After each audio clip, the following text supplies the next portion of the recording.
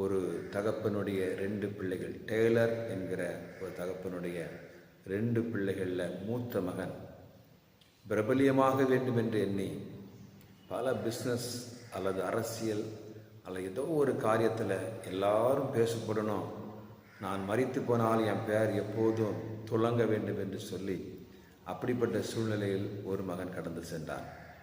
2வது மகன் எட்சன் டெய்லர், அவர் ஆண்டவர் சமூகத்தில் தன்னை வாலிப நாட்கள் அர்ப்பணித்தார், ஆண்டவருக்காக வாழ்ந்தார்.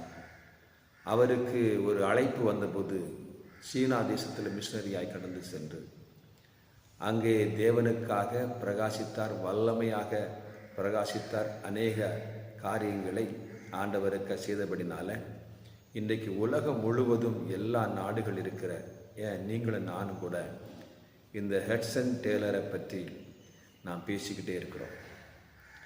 ஆனால் அவருடைய சகோதரனை அறிமுகப்படுத்தி எட்சன் டெய்லருடைய அண்ணன் என்று தான் அறிமுகப்படுத்துகிறார், அல்லாமல் அவருடைய பெயர் பிரபலியமாகவில்லை.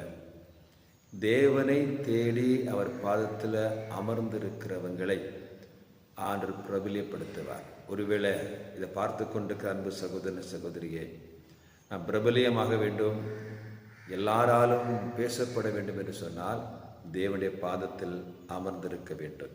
வேதம் சொல்லுகிறது, லூக்கா 10ஆம் அதிகாரம் 42, தேவையானது ஒன்றே, மரியாள் தன்னை விட்டு எடுபடாத நல்ல பங்கை தெரிந்து கொண்டாள்.